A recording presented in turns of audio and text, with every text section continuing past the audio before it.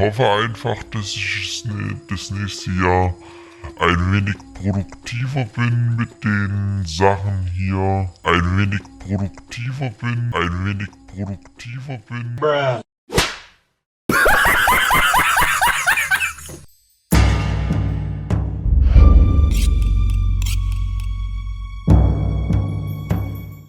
Hallo und damit herzlich willkommen wieder zu einem neuen KI-Kampf-Video hier auf meinem Kanal. Ja, lang ist es mal wieder her. Über eine Woche, über 7 Tage. Es ist das erste Video von mir in diesem neuen Jahr. Ich kann euch das dann alles in-game erzählen. Heute will ich mit euch einfach mal die neuen Burgen vom Gottfried durchprobieren, wie gut die sind in der Verteidigung. Dadurch oder damit, oder um das halt einfach zu testen, habe ich hier einfach mal ein Matchup reingenommen, wo er relativ unter Druck steht, aber ich will einfach mal gucken, wie lange er mit dem Bogen überlebt, beziehungsweise welche Burg die stärkste in der Verteidigung ist, mit der er halt am längsten durchhält. Damn, boy, he's thick! Es ist jetzt die Burg 2 drinne. Er kämpft gegen Effendi und Raubritter. Er hat relativ schwer, deswegen steht auch hier das Gold mit 10.000, weil wenn man weiter runter geht, da hat er einfach gar keine Chance. Also da ist nach dem ersten Angriff von den beiden gleich Schluss. So dauert es wenigstens ein bisschen. Ich habe es, wie gesagt, einmal durchlaufen lassen. Gehen hier auf Double Trouble und gucken einfach mal, wie sich Burg 2 hier schlägt. Also, bis gleich.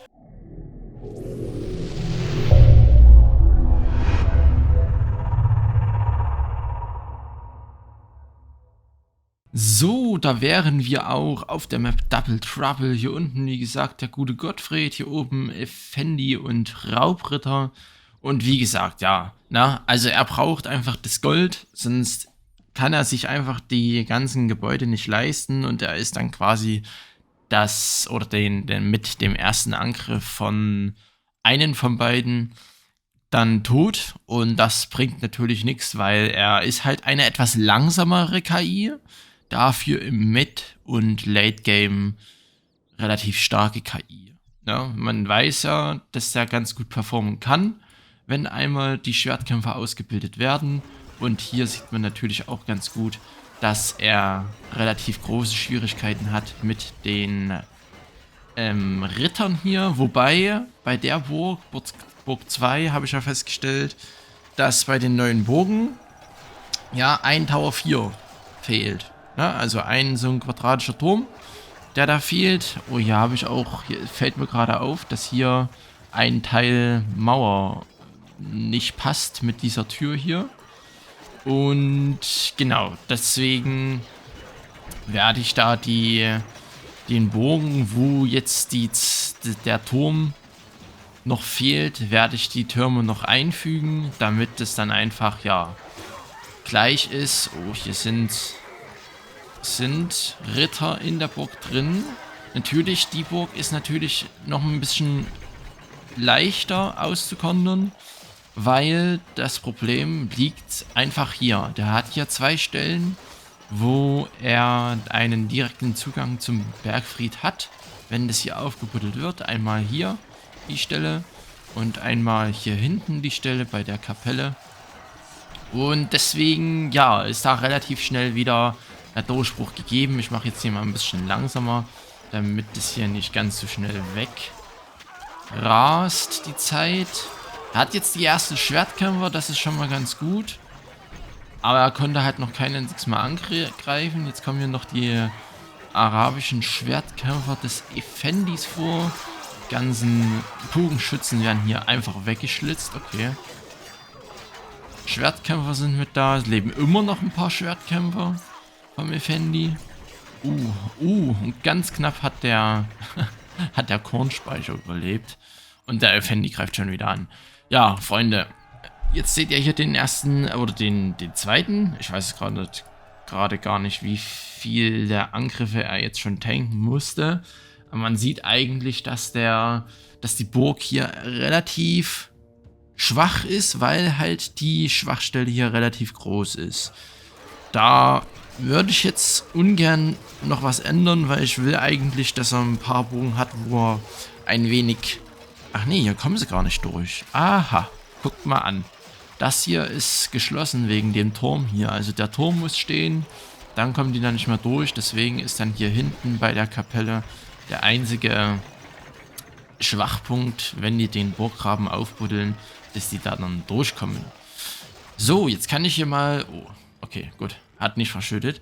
Jetzt kann ich mal ein bisschen erzählen, was die Woche, die erste Januarwoche in dem neuen Jahr los ist. Also, wie ihr vielleicht festgestellt hattet, habe ich im Community Post mal einen, ja, Spaßbeitrag von meiner Arbeit so ein bisschen euch erzählt quasi, was ich so erlebt habe und so weiter. Und teilweise war das diese Woche so, dass ich arbeiten war, dann kam ich nach Hause, hab da, keine Ahnung, was gegessen oder so und bin dann schlafen gegangen. Bin am nächsten Tag aufgewacht, hab was gegessen und bin gleich arbeiten gegangen.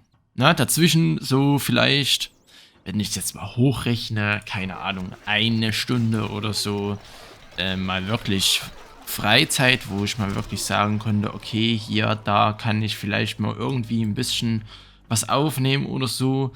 Aber ich kam halt nie dazu, so wirklich zu schneiden, weil ich halt irgendwie nur so schlafen, arbeiten, essen, schlafen, arbeiten, essen und so das die ganze Woche halt, ne? Das ging ab Dienstag los, Montag hatte ich noch frei. Da dachte ich aber, ja, okay, die Woche wird jetzt nicht so schlimm, da kannst du dir auch noch Zeit lassen mit der Aufnahme und machst es dann, keine Ahnung, am Mittwoch hatte ich so mir ausgedacht. So, und ja, dass es dann aber so heftig wurde, das hatte ich nicht so wirklich auf dem Plan, weil ich auch... Ja, also ihr müsst es euch so vorstellen, ihr habt ja nicht bei der Straßenbahn sozusagen, dass ihr einen festen Anfangspunkt habt, sondern das kann ja gefühlt in der ganzen Stadt Leipzig überall sein, ne? Dass du da einfach... ja, auf der Strecke halt den einen guten Kollegen da ablöst und dann da dein Dienst verrichtest, so. Und an manchen Tagen, dadurch ich, ja, im letzten Jahr ein wenig, ich will ja da jetzt nicht drauf rumreiten, aber ich war da nicht wirklich brav, sozusagen, hatte ein bisschen Probleme mit der Arbeit bekommen. Was die natürlich gar nicht so gefreut hatte und ja, war da quasi so ein wenig, ja, mit Strafarbeit, sage ich es einfach mal so, beauftragt quasi. Und da ich da gerade frisch wieder angefangen hatte mit Fahren, also dieses Jahr im 2.1. habe ich halt wieder angefangen mit dem Fahren quasi, konnten die mir halt, oder ist es dann so geregelt, dass die mir halt überall in der gesamten Stadt Dienste zuteilen können und somit ich dann das fahren muss, was halt gerade so noch übrig ist. Und somit hatte ich halt nur noch den letzten Forts bekommen, den halt gefühlt keiner haben will, ne? Und das bedeutet halt für mich auch, deswegen auch in der einen Community-Nachricht da, lol, das sieht ja auch sehr interessant aus hier bei dem großen Torhaus, dass ich halt nochmal 50 Minuten Heimweg habe. Denn, wenn es gut läuft und ich krieg einen Dienst, der sehr nah bei mir zu Hause ist, dann kann es passieren, dass ich gerade mal, ja, also mit der Bahn, sage ich jetzt mal, 9 Minuten zur Arbeit fahre und da dann meinen Dienst beginne. Ne? Das ist quasi das Optimale für mich. So, aber dadurch, dass er dann nicht ging und ich so den letzten Mist bekommen hatte, ja, hat sich das dann halt alles so ein bisschen summiert. Ich war fast über 11 Stunden unterwegs auf Arbeit und konnte da halt nicht wirklich machen. Hatte dann da auch keine wirkliche ja, Eine Nachricht Lust. vom Gottfried. Die Dunkelheit naht, doch wir werden standhaft bleiben. Das Licht der Götter wird uns beschützen. Gottfried fühlt sich hier bedroht, verständlich, weil hier auch die ganzen Truppen drin sind. Weiß ich jetzt nicht, ob er das überlebt. Könnte knapp werden, aber ich glaube nicht, wegen den ganzen Schwertkämpfern da. Er kämpft. Oh, ganz knapp. Rotes Leben hat er, auf jeden Fall. Also die Burg hier ist nicht so geeignet für Tank-Angriffe, weil hier die Seite mit der Kathedrale, dieser zweite Ring quasi jetzt hier an der Seite ist. Und wenn hier einmal da aufgeknabbert wurde, dann ist da halt schnell die Burg offen. Aber naja, gut. Wir haben ja noch 3 Burgen und schauen dann einfach mal, wie es da läuft. Mal gucken.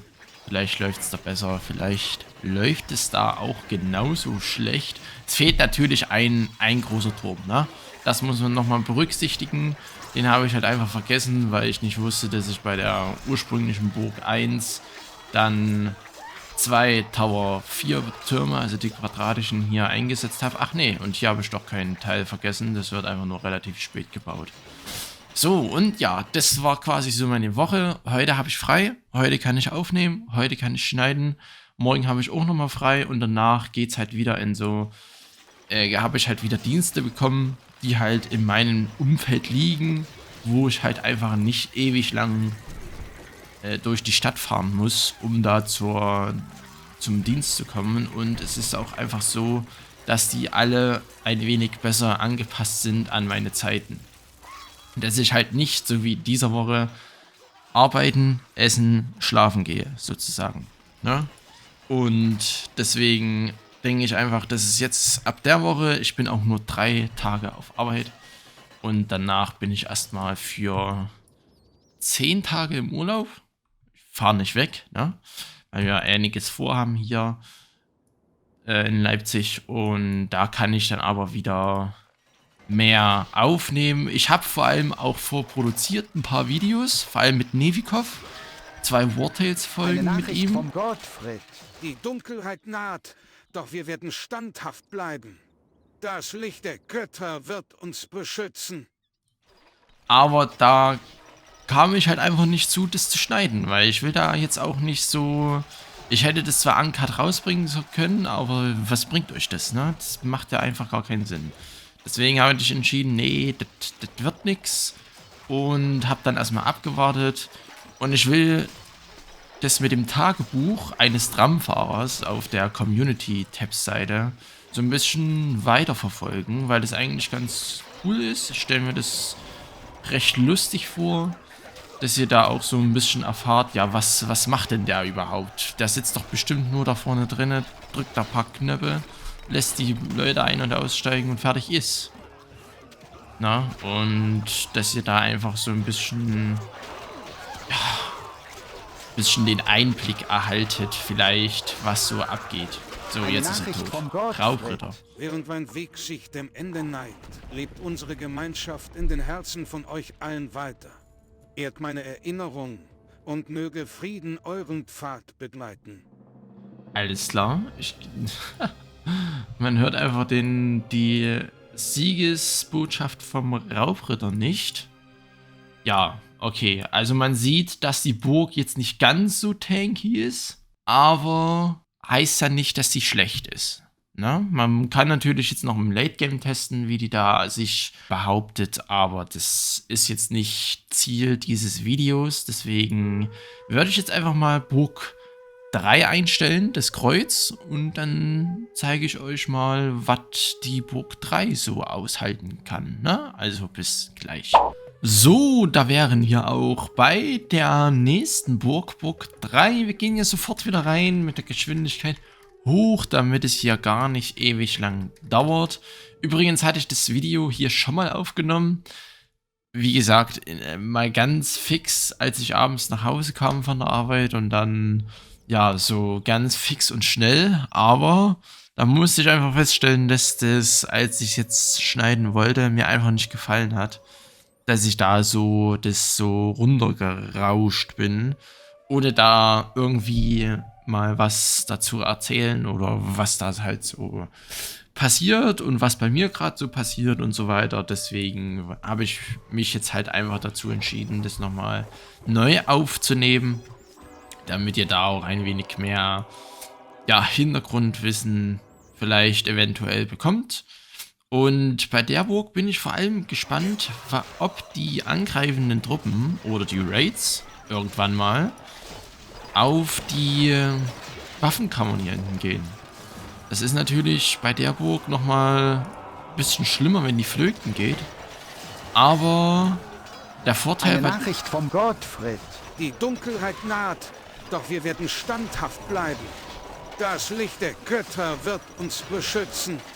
Der Vorteil bei der Burg, wollte ich gerade sagen, dass die einfach schneller aufgebaut wird.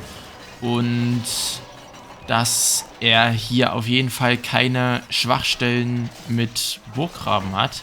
Vor allem auch, dass die angreifenden Truppen sich immer hier an diesen vorderen Schnipsel aufhängen, um den erstmal anzugreifen, was sehr hilfreich ist, weil dann können ja hinten an dem Tor hier die ganzen Leute weiter arbeiten. Und die angreifenden Truppen halten sich nur hier auf, was sehr vorteilhaft ist eigentlich. Aber naja, gut. Hier sind auf jeden Fall Raids vom Effendi mit dabei. Hier auch noch Raids vom Raubritter. Ja, also wie gesagt, ich will in diesem Video nur testen, wie stark die Bogen hier eventuell tanken können oder nicht. Und hier sehe ich gerade, dass das Torhaus eingerissen ist, oder? Ja. Dies war ein Innentor. Aha.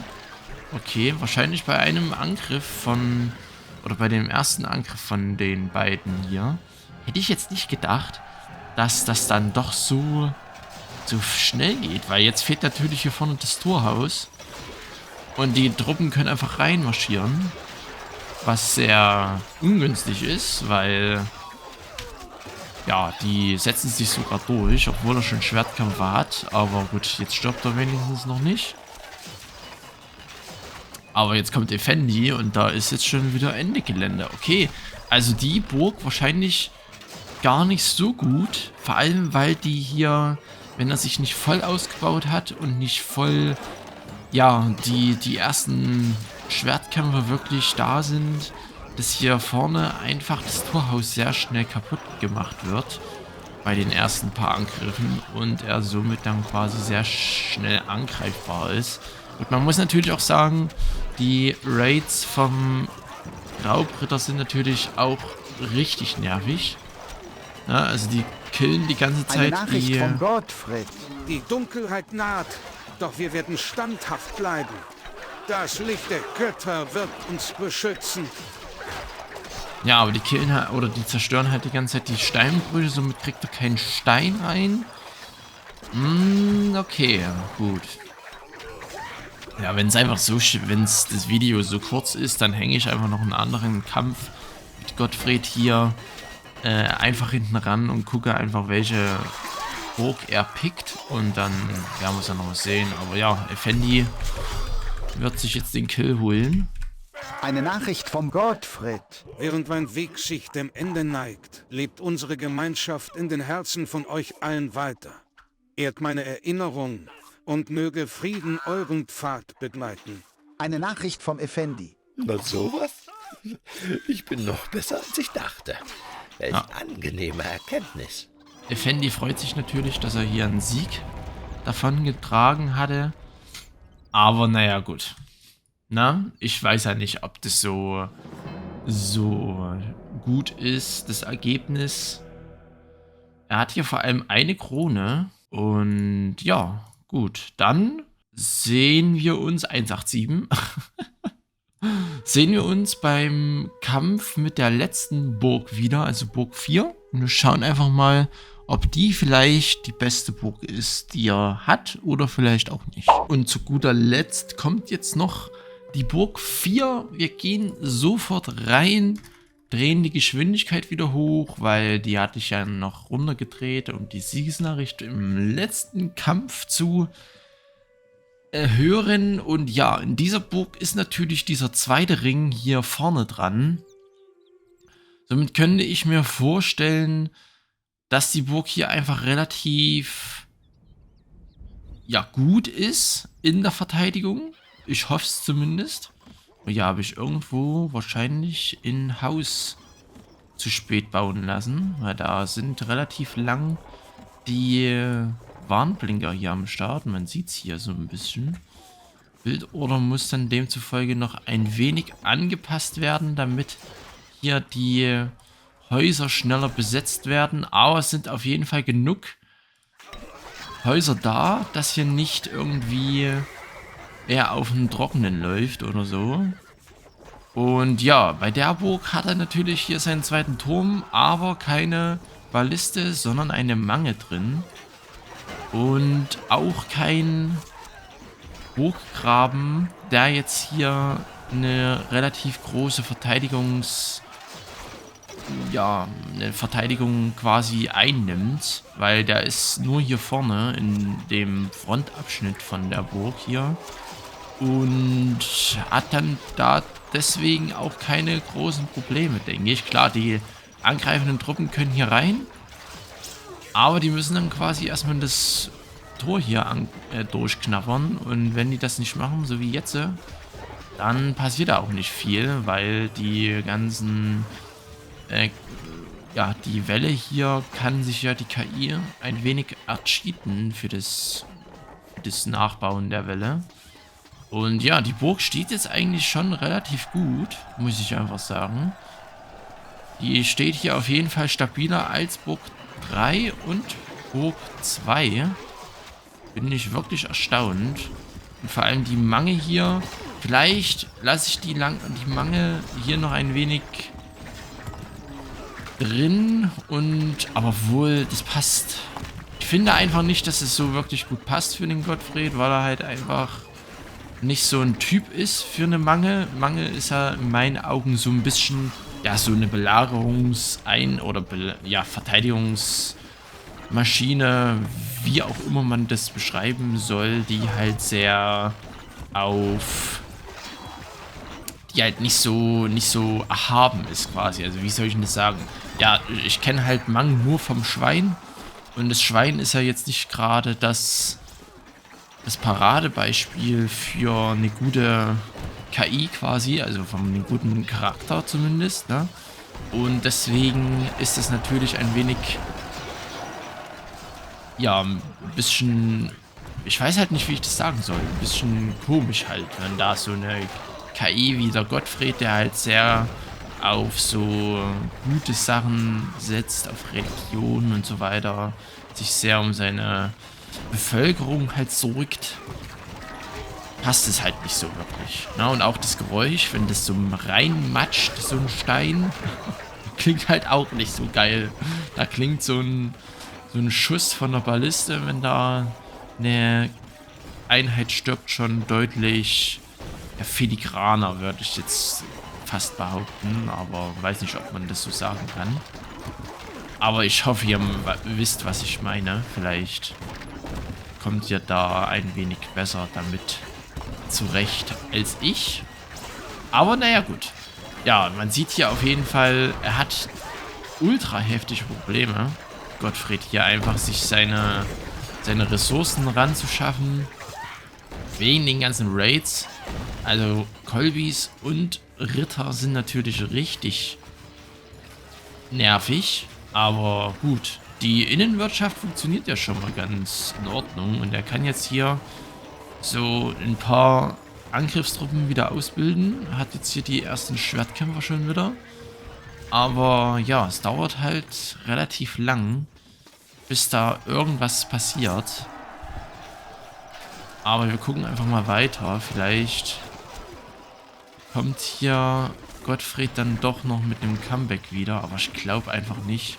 Steht so heftig unter Druck. Und derweil können halt Effendi und Raubritter hier so gut skalieren.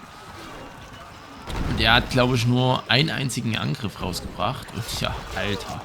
Die ganzen Eine Truppen Nachricht hier, vom die hier Gottfried. rumstromern. Die Dunkelheit naht, doch wir werden standhaft bleiben. Das Licht der Götter wird uns beschützen.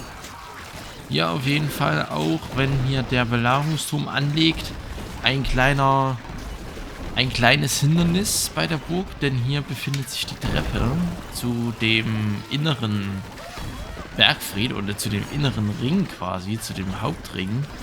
Und wenn hier quasi die Mauer hier eingenommen wird mit einem Belagerungsturm, dann können die Truppen einfach sehr gut hier auf der Mauer drauf rumlaufen und dann zum Bergfried laufen, was ja für Gottfried einfach nicht gut ist, aber gut. Ich finde einfach, wenn man so ein paar Anlegestellen für einen Belagerungsturm mit hat, dann ist es trotzdem ganz okay, weil viele KIs oder relativ viele KIs gehen ja auch auf Belagerungstürme und die stehen dann einfach nur dumm rum. Und deswegen finde ich einfach, das passt eigentlich ganz gut zu ihm. Es gibt ja auch KIs, die gar nicht auf Belagerungstürme gehen. Da ist die Burg wesentlich besser. Aber in dem Falle, ja, ist sie einfach dann somit leicht oder leichter zu knacken, sagen wir es mal so. Aber man sieht es, denke ich, hier, 1188. Die Burg schlägt sich im Vergleich zu allen anderen Burgen, also zu den allen anderen neuen Burgen, echt gut. Wir können ja auch einfach spaßenshalber nochmal Burg 1 mit reinnehmen, obwohl er die halt einfach kennt. Und ich finde, die muss man nicht nochmal unbedingt sehen. Hauptsache die neuen Burgen sind nur so ein bisschen. Aber Burg 4 ist, denke ich, mit die stärkste Burg, was Verteidigung angeht, weil der vordere Ring einfach hier vorne ist und der Durchbruch damit dann nicht so schnell gegeben ist. Gut, wenn natürlich hier die ganzen Bogenschützen und so die ganzen Verteidiger hier wegschießen, dann ist es natürlich nochmal ein bisschen nerviger. Aber gut, ja, so ist es nun mal. Jetzt brennt es hier auch in Gottfried. Gucken, ob er es gelöscht bekommt. Er hat ja eigentlich genug Brunnen da, aber ich glaube, die kommen ja gar nicht durch, weil die Torhäuser hier geschlossen sind. Also wenn sich das hier in die Innenburg ausbreitet, und das könnte hier möglich sein, hier die Stelle zwischen Kathedrale und der Schmiede hier, der Rüstungsschmiede, dann weiß ich nicht, wie das dann ausschaut. Alter, es brennt aber auch alles, ne? Ja, okay, es breitet sich hier zwischen Brauerei und Markt aus. Eieiei. Au, das hat wehgetan. Aber der innere Eine Nachricht Ring vom hier, Gottfried. Die Dunkelheit naht, doch wir werden standhaft bleiben. Das Licht der Götter wird uns beschützen. aber der Innenring war ich wirklich erstaunt, dass der dann nicht so schnell Feuer gefangen hatte. Also scheinbar hat er dann hier den Markt oder die Brauerei, was halt so stark gebrannt hatte, dann ganz gut löschen können dadurch. Eine Nachricht vom Gottfried. Während mein Weg sich dem Ende neigt, lebt unsere Gemeinschaft in den Herzen von euch allen weiter. Ehrt meine Erinnerung und möge Frieden euren Pfad begleiten. Eine Nachricht vom Raubritter. Ich triumphiere erneut. Dieser Sieg wird in die Geschichte eingehen. Ja, haben wir auch mal den Raubritter hier gesehen, haben wir ja im ersten Match leider nicht, weil da einfach die Zeit dann relativ knapp wurde und es nicht mehr gereicht hatte. Aber 1190 bisher, glaube ich, die beste Burg, die am längsten durchgehalten hatte. 791, 731. Gut, das sind halt hauptsächlich Mönche. Und 504. Und wisst ihr was? Dadurch das Video jetzt erstmal eine halbe Stunde lang geht und ihr das ja eh ein bisschen gekürzt bekommt, wegen den ganzen Rein- und Rausgeschiebe von den Burgen quasi, hänge ich jetzt einfach nochmal die Burg 1 hinten dran und dann haben wir alle 4 Burgen vom Gottfried fertig. So, und da wären wir auch mit der Burg 4. Wir starten hier rein, gehen wieder mit der Geschwindigkeit hoch und gucken einfach mal. Ach nee, nicht Burg 4, was laber ich? Mit Burg 1 natürlich. Burg 4 war natürlich die vorhergehende Burg, die wir gesehen haben. Also das 3. Spiel. Jetzt sehen wir das 4. Spiel, aber mit Burg 1. Ein bisschen verwirrend. Aber so ist es natürlich. Und ja, bei der Burg ist es natürlich wieder so, dass hier vorne der Burggraben da ist und wenn der hier nicht ausgehoben wird, dann ist hier der Durchbruch relativ schnell gegeben. Jetzt buddeln die paar Bogenschützen hier schon mal. Was ganz hilfreich ist, Balliste steht hier oben auch etwas schief drauf, aber gut, ist es nun mal. Balliste schießt gefühlt irgendwo hin, aber nicht auf die Ritter da. Und jetzt ist der Burggraben schon fertig. Aber, ach du Scheiße, das geht ja hier schon wieder richtig geil los. Kann er sich noch ganz gut verteidigen mit seinen Startmönchen. Aber naja, viel sind davon auch jetzt nicht mehr so übrig. Ja, jetzt kommen ja noch die arabischen Schwertkämpfer rein. Drüben steht noch die zweite Balliste. Mal sehen. Pechkipper schüttet aus, wird aber dann doch durch was anderes gekillt. Der Ritter da. So, die arabischen Schwertkämpfer schlitzen sich hier einmal durch die Schwaffelbäuche durch. Ich weiß gar nicht, was hier hinkommt. Eine Nachricht vom Gottfried. Ach, da kommt, glaube ich, noch ein Tower 4 hin, oder? Jo, ich glaube schon. Der Götter wird uns beschützen. Ah, da fehlt ihm einfach das Stein. Ja gut, alles klar. Da fehlt ihm einfach das Stein. Was jetzt auch wieder eingerissen wurde von diesem Tor hier oder von den Rittern hier. Ja, er hat es auf jeden Fall nicht einfach mit den Gegnern. Das ist natürlich schon sehr, sehr beklemmend zu sehen, dass er hier so hardcore leidet. Aber naja, gut. So ist es nun mal, ne? Alter, diese Geräusche von den Ballisten, die gehen mir auch so ein bisschen auf den Zunder. Aber naja, gut. Ja, hier kommt noch ein Tower 4 hin. Dann hat er also 3 Tower mit Tower 4. Ich vergesse das jedes Mal.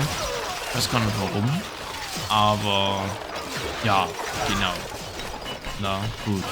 Dann ist es halt so. Ja, und das abschließend mal noch zu sagen, wegen Arbeit und so weiter. Wenn euch das gefallen hat mit dem kleinen Tagebucheintrag hier vom, ich glaube, das war der Donnerstag, oder? Nee, das war nicht der Donnerstag, das war der Samstag, genau, der Samstag war das. Dann könnt ihr mir das ja gerne, sehr gerne schreiben, dann führe ich das auch weiter. Das ist ja jetzt keine große Arbeit für mich. Ich mache das auch während der Pause oder während ich in der Bahn sitze. Da denke ich mir das so ein bisschen aus und hab da jetzt keine großen Probleme, dass ich Eine sage. Nachricht vom Gottfried. Während mein Weg sich dem Ende neigt, lebt unsere Gemeinschaft in den Herzen von euch allen weiter. Ehrt meine Erinnerung und möge Frieden euren Pfad begleiten. Eine Nachricht vom Raubritter. Ich triumphiere erneut. Dieser Sieg wird in die Geschichte eingehen. Ja, somit ist quasi auch die erste Burg vom Gottfried im 4. Kampf jetzt geschlagen worden. Relativ früh, also gerade mal 3 Jahre nach Beginn des Spiels. Was auf jeden Fall ja nochmal deutlich zu sehen ist, dass einfach Burg 4, die ja 1190 dann gefallen ist, die beste Burg ist, um einfach Angriffe zu tanken, weil einfach der zweite Ring in der Front ist und nicht irgendwie an der Seite oder sonst wo rumgammelt. Und deswegen, ja, würde ich jetzt trotzdem einfach mal das Video hier an dieser Stelle beenden.